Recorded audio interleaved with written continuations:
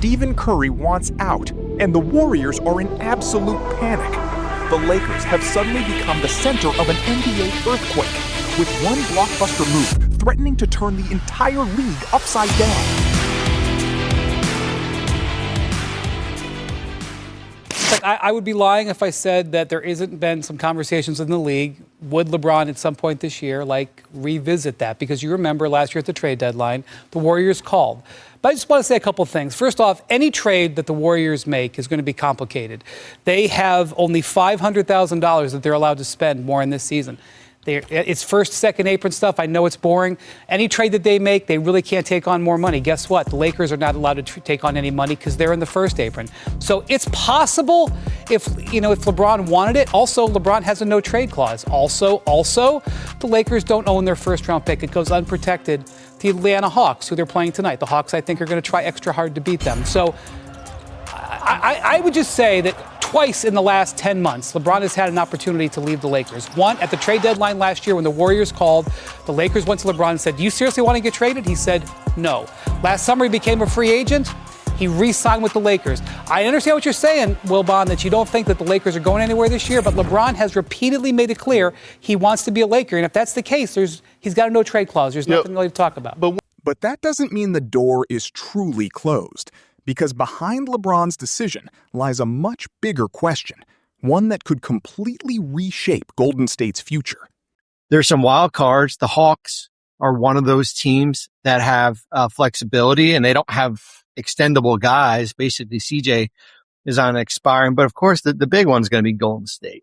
I mean, Golden State, when we're looking at marquee level, I know Lakers were this year, marquee level teams to go out and have spending power, it's going to be Golden State out there. And a lot of it's going to be dependent on what happens with Curry.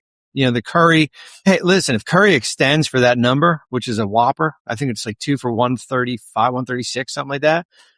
That's going to take away, they're not going to have as much as they potentially could, even with Butler or Green coming off the book. So 9 to 10 teams right now, but of course, Golden State is going to be the team we're going to circle here. Well, I think it's instructive that this summer, and I know it's not quite apples to apples, but this summer, the Warriors came to Draymond Green and said, "Hey, why don't you opt out?" Well, I don't know who came to who. Let me not say that, but at some point there was an understanding between Draymond Green and the Warriors. Hey, opt out of this contract just to give us some optionality. With LeBron and whatever else. And, they ended up not getting anybody, and they re-signed Draymond right into the contract that he was already in. I know it's not the same because, one is being signed right away and one is a year from now. But, if Curry and the Warriors can't trust each other, who can trust anybody? So I do think, look, Steph has earned the right, obviously, to ask for the 135 on August 29th. I think that's the day when he can.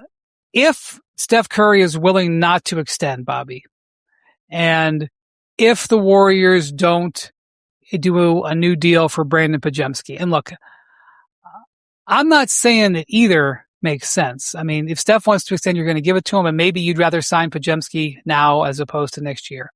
But if those two things happen, which are reasonable, and you've got Jimmy Butler on the last year of his contract, you'd have Steph on the last year of his contract.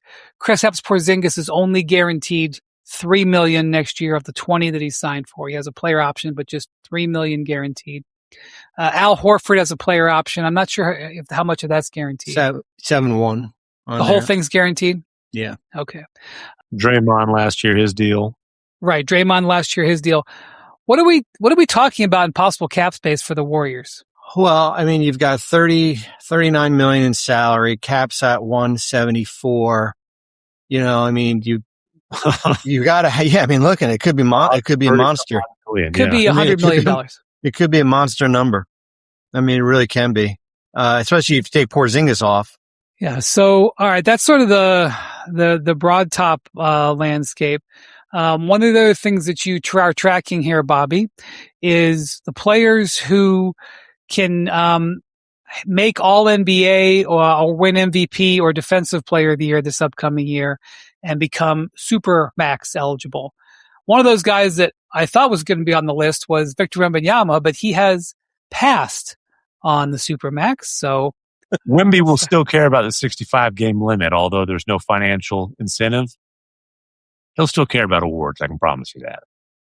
Well, Bobby, here's who are some of the guys who could have a big year this year and knock themselves into position to really get giant paydays. Tyrese Maxey.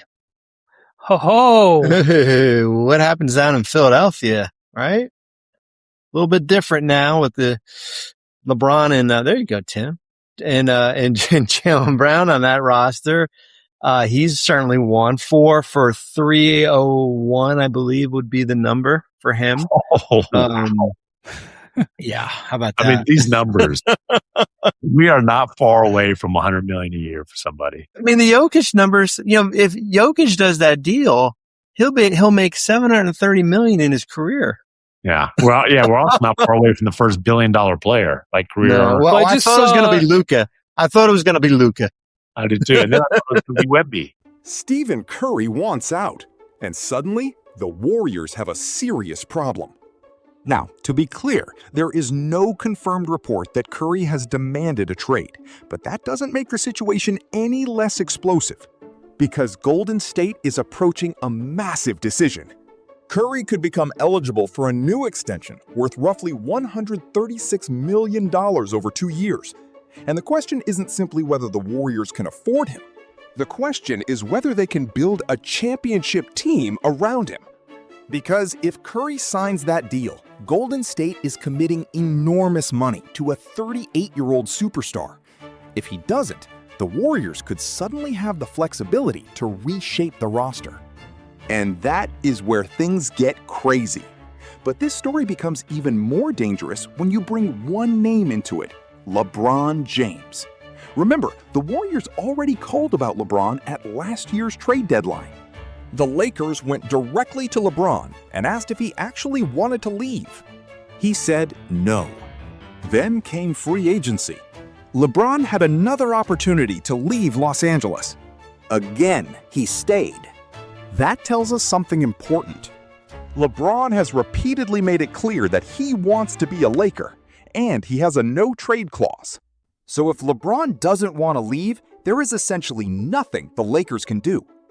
But if that decision ever changes, the entire NBA could explode, and the financial complications would be enormous. Golden State reportedly has only about $500,000 of additional spending room this season, while the Lakers are also restricted by the first apron. So no, this isn't a simple Curry for LeBron blockbuster. But the fact that these possibilities are even being discussed tells you how unstable the superstar landscape has become. And while LeBron may not be leaving Los Angeles, Golden State has another option, and it could be worth nearly $100 million. This is the part Warriors fans need to watch. If Curry extends, Golden State loses some future flexibility. But if Curry waits and the Warriors make several other financial decisions, the numbers become unbelievable. Jimmy Butler could be entering the final year of his deal. Draymond Green could also be entering the final year.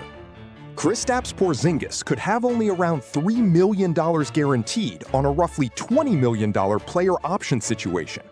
Al Horford could have a player option worth around $7.1 million.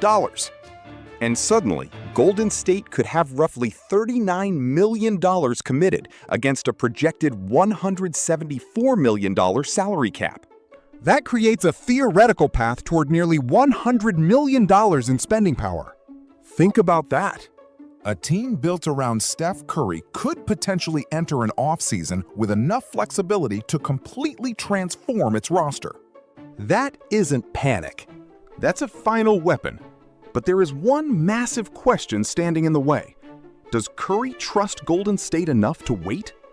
Steph Curry has earned the right to ask for the money. 4 championships, multiple MVPs, one of the most influential players in basketball history. So if the number is around $135 million, nobody should be shocked. But the Warriors have to think beyond the contract. If they lock Curry in, they need to prove that the roster can compete. Because Curry isn't getting younger.